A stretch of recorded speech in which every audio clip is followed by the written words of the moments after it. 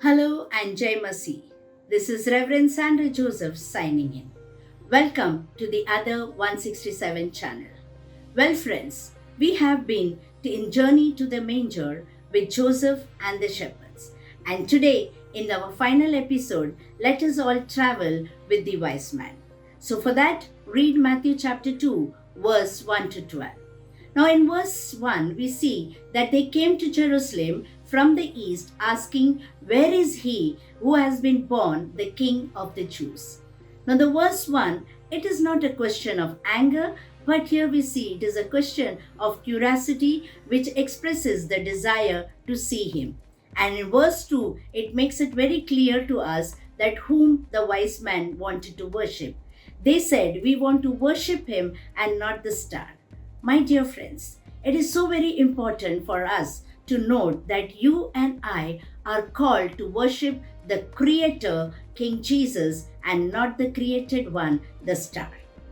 Now I want you all to look at the two people who said they wanted to worship. The first one, let's look at Herod. Now he heard the wise man coming to worship Jesus. Now in verse 3, 4, and 5, we see that Herod was troubled and angry, and he called all together the chief priests and the teachers of the law and asked, "Where is the Messiah to be born?" And they replied, "In Bethlehem in Judea." And in verse 7, we see that then Herod called the wise men secretly and found out from where the exact time the star had appeared. And verse 8, we see that he sent them to the Bethlehem and said that go and search carefully for the child, and as soon as you find them, report to me so that I may go and worship him.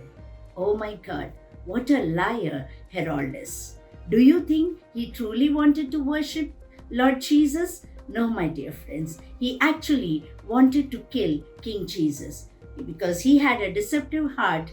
Why? Because he got threatened by the birth of King Jesus.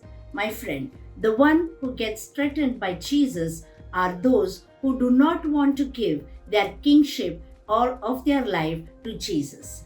They want to run their own life and they will do everything, but they will not give or yield their life to Jesus.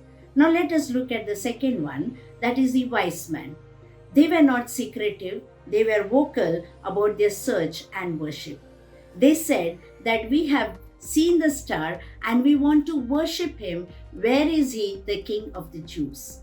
And verse 11, we see the Bible says that on coming to the house, they saw the child with the mother Mary and they bowed down and they worshipped him. And then they opened the treasure and presented him with gifts. My dear friends, don't miss the sequence here, which verse 11 says. The first one, they saw, then they bowed down, and then they worshipped, and finally, after worship, they opened the gift. Yes, my dear friends, it is so very important to worship before opening our gifts. Because sometimes we think that our offerings and our gifts of charity and giving huge donation can replace our worship. No, no, no, my dear friends. Our gifts must flow from the heart of worship. It is not only the wise man's determination or humility and sincerity in worship, but I also want you all to observe the courage of this wise man. When Herod said, "Go and search carefully for the child, and as soon as you find them, report to me so that I can go and worship." And in verse 12, the Bible says that having been warned in the dream not to go back to Herod, they returned to their country by another route. Now the wise men were so obedient to the divine intervention that they were not afraid of King Herod. They had the courage to go through the other route. Yes, my dear beloved, it's not just this Christmas season, but always let us be all open of our intention to worship Christ Jesus the Lord, and also be willing to go the other way and live a fearless life honoring Christ Jesus. Now let me ask you, Have you walked the journey to the manger? If yes, then are you ready to bow down and surrender your heart to Him? Just as the wise man gave the gift, the best gift that you and I can give to Him is the offering of ourselves to Him. Would you do that, my dear friends? And when you do that, you will experience the joy of Christmas because the Bible says that there is joy in His presence. Beloved, the great eternity is waiting for you and for me. So let us all end our journey to the manger by receiving this gift of eternity offered by King Jesus. And may we all be a living sacrifice for our King Jesus, who was born in Bethlehem for you and for me 2025 years ago.